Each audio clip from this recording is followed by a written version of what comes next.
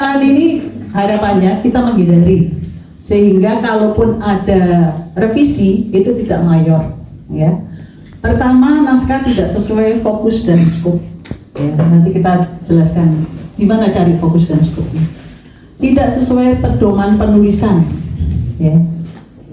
Judul terlalu panjang sehingga tidak fokus. Kemudian penomoran afiliasi, penomoran tidak benar. Abstrak terlalu panjang dan tidak jelas, ya. Keyword bukan kata yang penting atau terlalu umum. Pendahuluan terlalu panjang, ya.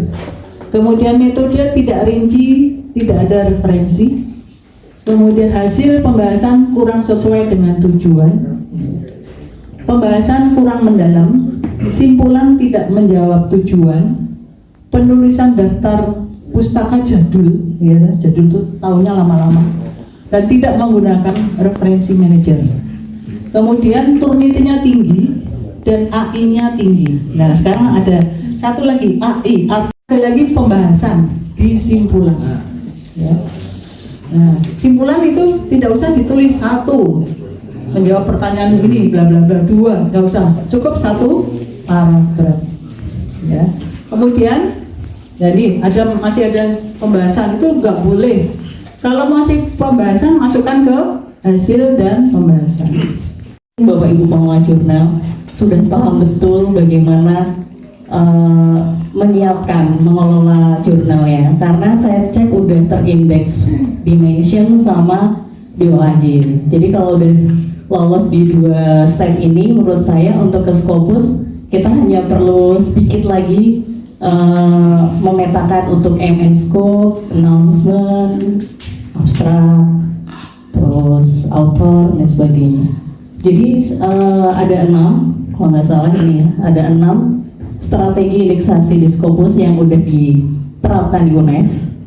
Oh ya, saya mau disclaimer dulu Pak. Jadi sebelum saya melanjutkan tuh, selama presentasi saya akan mengandung banyak iklan.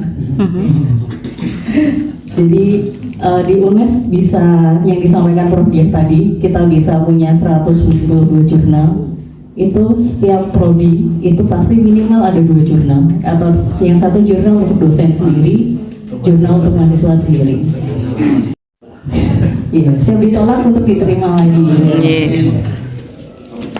Ya, ini penilaian kriteria selection untuk, udah ada yang pernah coba masuk ke suggested steps Scopus, mencoba itu menilai diri sendiri untuk submit. Self evaluation. Ada yang pernah coba? Evaluasi diri sendiri. Iya. Pertanyaan-pertanyaan itu mengacu ke artinya tidak ada keterbatasan, tidak ada batas, yang boleh semua. Nah, di bagian-bagian lain nanti saya tunjukkan, gitu ya. Oke, kembali ke sini ke laptop. Itu untuk APC. Kemudian yang kedua yang harus kita cermati adalah ketaatan kita pada academic integrity. Karena ini bicara manuskrip, berarti Bapak Ibu sudah mentaati research integrity. Misalnya peneliti itu boleh salah tapi tidak boleh bohong, mengganti data. Misalnya di education itu saya tahunya ada SPRS itu kan ada uji validitas jinol gitu ya. Oh, ini sing skornya nol jadiin CCG wae, maksudnya yang asalnya 0 jadi 1, itu nggak boleh. Di research integrity seperti itu. Kemudian di academic integrity yang saya soroti hari ini adalah masalah plagiarism dan self plagiarism. Tadi Prof. Diah sudah menjelaskan bahwa redundancy itu nggak boleh. Bahkan kalau kita sudah publish suatu paper di jurnal, kemudian sudah konferensinya 2 hari itu. Terus hari pertama kita ketemu orang-orang, terus kita tanya ke participants, sudah ada penerimaan, oh sudah, saya disinta 3, sudah penerimaan, sudah, saya disinta 2. Terus saya dan teman saya, ya Allah, berarti kita nggak keterima dimanapun nih, kan malu banget ya. Terus kemudian ketika gala dinner, the MC announced that we were chosen as the best paper at the conference. It was really surprising. Jadi sebenarnya seperti ini.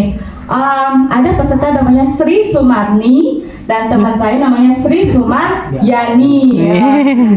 Ketika disebutkan the best paper goes to Sri Sumar, saya sudah tahu, oh Sri Sumarni, Sri Sumaryani. Kita semua sangat kaget sekali karena ternyata dapat best paper, tapi dapat best paper kok kita nggak masuk ke paper manapun ya. Waktu itu kan saya dan teman saya bingung ya, ini benar atau enggak ya, jangan-jangan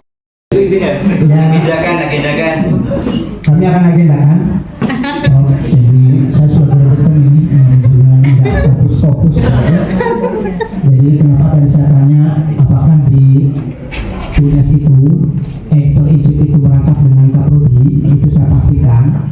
Terus jawabnya sedikit hal yang ingin saya sampaikan bahwa kami atas nama pimpinan mengucapkan terima kasih yang tadinya memble gitu ya, loyo rakit lagi gitu ya. Jadi akademik charging gitu ya. Ya walaupun saya bukan orang bahasa Inggris dan saya balik ini masih nggak tahu betul apa tidak itu akademik charging. Yang jelas ditingkatkan kata